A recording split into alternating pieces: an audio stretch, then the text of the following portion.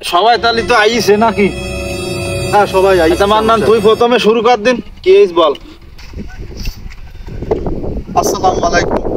উপস্থিত আমার সামনে ভাই এবং বোনেরা, সবার প্রতি রইল আমার আন্তরিক শুভেচ্ছা।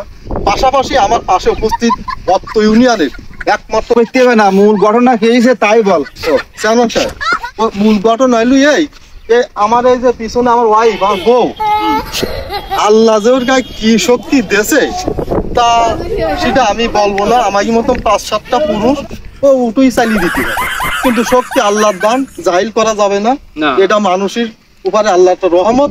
কারণ হইল ওই যে ওই আবু সাইদ আমার বোর মাজায় লাঠি দিয়ে বাড়ি মারি, ওর মাজাটা মোট আমার ব্যাক সাইড আছে। ইরির বিচার আমার করতে কি জন্য আমার বোর গায়ে হাত দিলে, ও একটা পর পুরুষ আমার স্ত্রী গায়ে হাত দেয়। এই স্ত্রী আমি 10 বছর বিয়ে করি, কোনোদিন আমি ওর স্পষ্ট করি। ধর মিয়া তুই এনে ফাও বাঁকা বকতেছিস, তুই স্পর্শ না করলে তো দুটো ছেলে মিলে কি ব্যাপার? খবরদার চেয়ারম্যান সাহেব, খারাপ মাইন্ডে নেবেন না। আমি ওই দিকটি করছিনি, আমি করছি আমি কদি মারির উদ্দেশ্য গায়ে হাত দিইনি। ও তুই পরের বোর গায়ে হাত দিলি কেন? তার বউ কোনো অপরাধ করলি তুই সালিশ দিবি মান্নানের কাছে, নালিশ করি মান্নানের সাথে। তুই ওর বোর গায়ে হাত দিলি কেন? এতে তুই গুরুতর অপরাধ করে ফেলাইছিস। ওই যে ওরে গান্ডার বউ, ওই গান্ডার বউ আমার বউর যে কি মারা মারতেছে ওই দেখে আমার মেজাজ গেল খারাপ হয়ে, তাই ওর বউর পিছনে আমি দুটো বাড়ি মারি।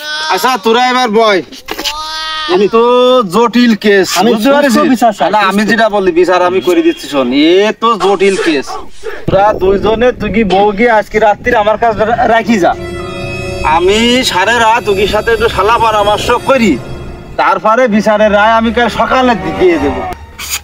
আবু সাইদ, তোর আমি 1,500 টাকা দেবো ভাই, তুই কি আমার সাথে মীমাংসায় মিলিত হতে রাজি? ভাই ওই টাকা দেওয়া লাগবে না ভাই, চল আমরা একসাথে থাক পরে মিলে মিশে। চলো আইসো আইসো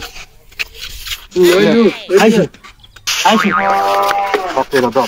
আজিল সানো সারা রাত বর্ষাত কলা কৌশল করি বিচার সকালে দেবে।